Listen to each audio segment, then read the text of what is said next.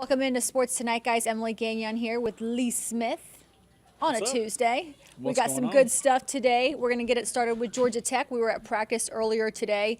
They actually kick off their season a day before most, Friday, September 1st, from Mercedes-Benz Stadium where the Falcons play. They're hosting Louisville, an ACC showdown. And I like what I heard from Brent Key today. He has full confidence in his quarterback, Haynes King, who transferred from Texas A&M, and that's what you want to hear. He said even if he makes mistakes, even if he goes out there and does some things that aren't the best, that he wasn't going to pull him right away at least.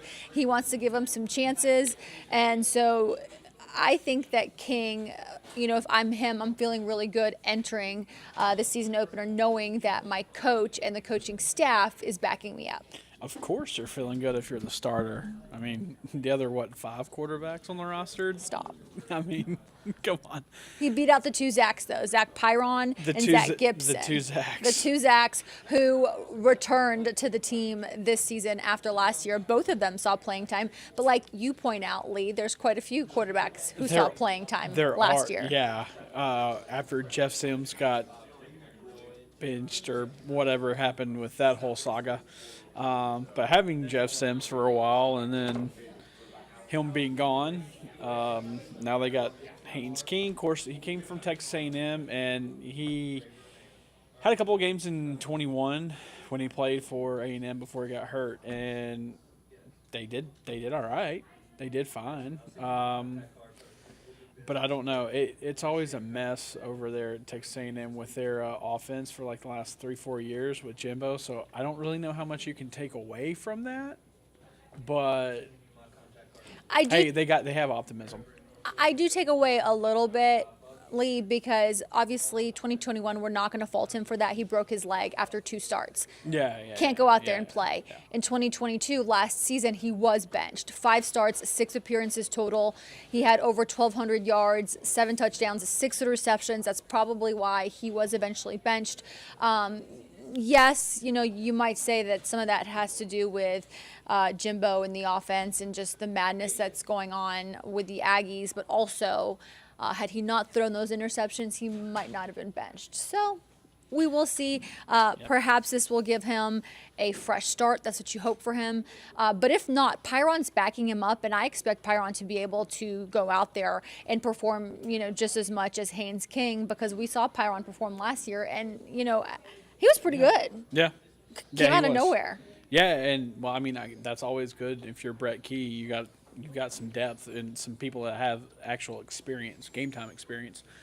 So I mean, it's football and it's a long season. I mean, just like they know from last year, whether it's just regular quarterback frustrations, not living up to ability, injuries, all the above can happen in one season, and they're starting to gear up for it.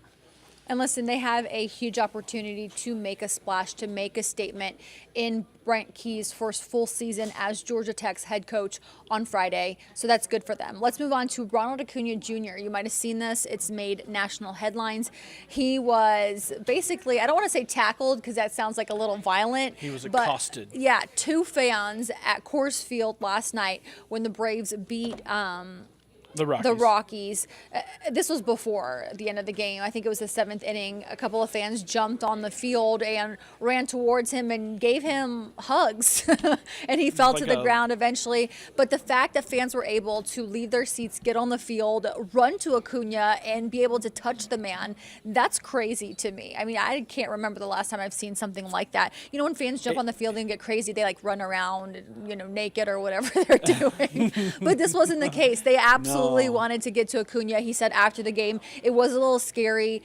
Brian Snicker, the manager, said the same thing. Just to think that security wasn't paying that much attention is the problem. Well, and they ran straight to him. Yeah. They ran straight to him. There was no one in sight. Had any contact with him before they got to Acuna. And they come over there, they bear hug him, which Thank God that's what they did. I mean, and didn't hurt him. That could have been bad. Yeah. And imagine you're, the overall possible league MVP, and that happens to them on television. Yeah.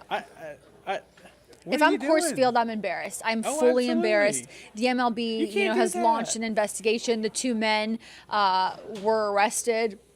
Again, thank God he wasn't hurt. Thank God it wasn't about fans hurting a player. But still, the fact that they were able to reach him and actually touch him, to me, it is. Well, and it wasn't like it was Awful. instantaneous either. Like there was a couple seconds where they were like, he was just literally standing there. Yeah, I mean, Like, what do I don't do? think he. He's Yeah. like, what do I do? Yeah, that's right. So I think Coors Field, you need to do better. You need to train your people better, pay a little more attention.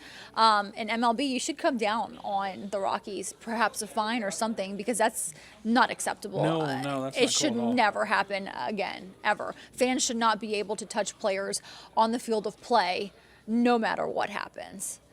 All right, Braves, though. We're going to stick with that topic. They go for 6 straight series wins. They got game 1 last night, 14-4. By the way, 85 wins. A league-leading 85 wins. Nobody else has that many wins. Nope. No surprise there. We've been talking about this for weeks now. But 6 straight series wins if they can get the win tonight or on Wednesday. These guys just keep getting better, and we just keep talking about it. And I don't have much to say other than the fact that right now the Braves look unbeatable. I mean, they're dominating, and the 5 times they've played Colorado this year, they've won 4. So they're 4-1 against Colorado with 1 loss coming. Let's see, 2 nights ago.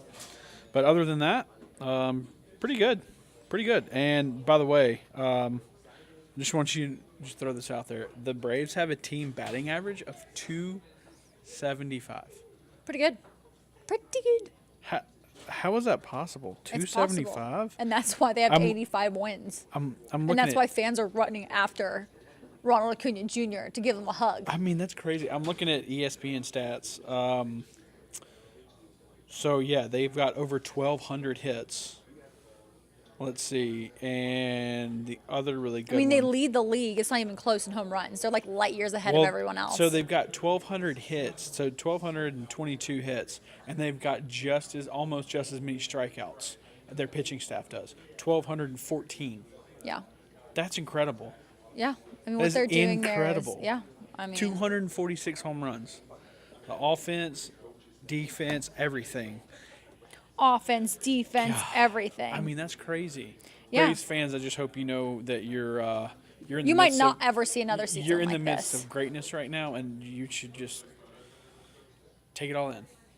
Take it all in. Yeah, take it all in. And you know what else you need to take in? Week 1 of college football. Last week was week 0. I don't really count it as anything. No teams in our area in the Peach State played. But this week, we've got some good games on deck.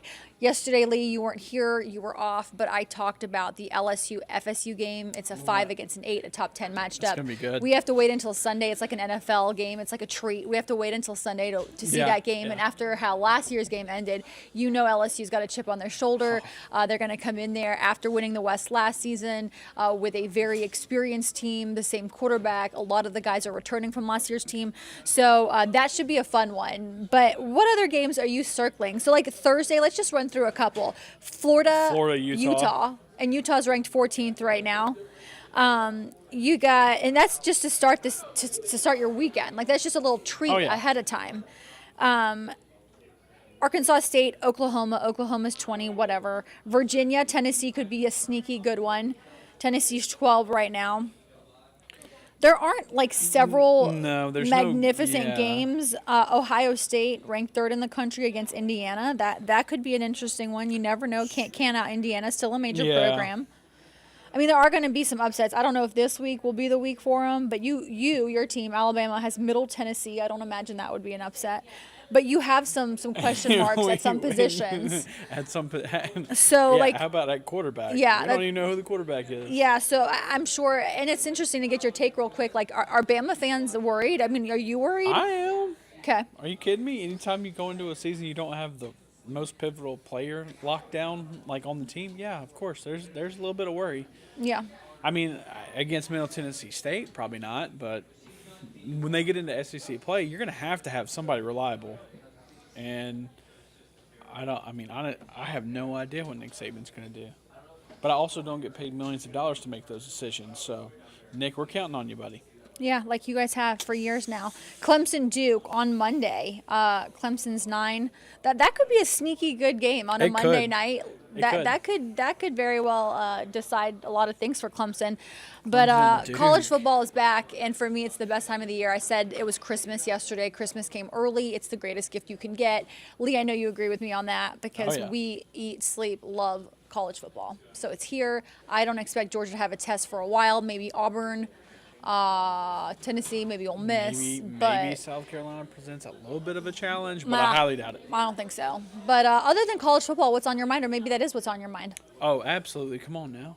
Okay. Come on now. Notre Dame. Oh. They actually looked pretty good the other day. Now, granted, they were playing Navy. In a whole other country. Yes, in Ireland. But that was a cool atmosphere, by the way. The soccer stadium looks really cool. And why is it that all soccer stadiums look way cooler than football stadiums or any other stadiums? That's the really? way TV makes it look, Lee. I'd much rather Right. be at It's like not the actual architecture, but it's just the way the cameras make it look. Jordan Air on a Saturday. That's where I'd rather be. Well, yeah, I'm just saying it looked cool. I'm not saying the atmosphere was like the best. But, Yeah. But yeah, it looked cool on TV, and Notre Dame looked like they were for real. Sam Hartman's a good quarterback. So, I don't know. That's what you're leaning on so far. So far. So Of far. all the action. Of all Yeah. the action that I saw. Week 0. Week 0 action, yeah. That's it. Notre Dame looked good. For me, for anybody listening who lives in Georgia, particularly around the Atlanta area, guys, I can't say it enough. We actually get some early college ball, not week 0 college ball, week 1, okay, for us here in the Atlanta metro area. You got Georgia State and Kennesaw State on Thursday, Lee. And I know those are smaller teams, but still. So if you want, grab your popcorn on Thursday. And you could also watch Utah and Florida. So Hey. so those are 3 games that you can watch on Thursday. Friday, why not? Watch Georgia Tech take on Louisville. It's a new era. You got Brent Key, you got Haynes King, and anything else happening. And then on Saturday, you've got the rest of the slate, including Georgia taking on UT Martin. I don't think that's going to be much of a game. However, you get to watch Carson Beck make his very first start for the Dogs. So for me, Lee, what's on my mind is that we get 4 straight days of teams from our area on TV. So it starts early for us. Again, not week 0, but early for week 1. Pretty good for the Atlanta sports fan, right? Yeah. And then That's awesome. the Falcons next week. So, guys, enjoy college ball while it's here. You should have some great games to watch, especially that Sunday night game with LSU and Florida State. And we'll hear Lee next time we're together talk about the quarterback issues at Alabama, because that's going to come next week. I expect it. Hopefully we don't have any issues. This time next week, guys, we'll get Lee's thoughts. Have a good day. See ya.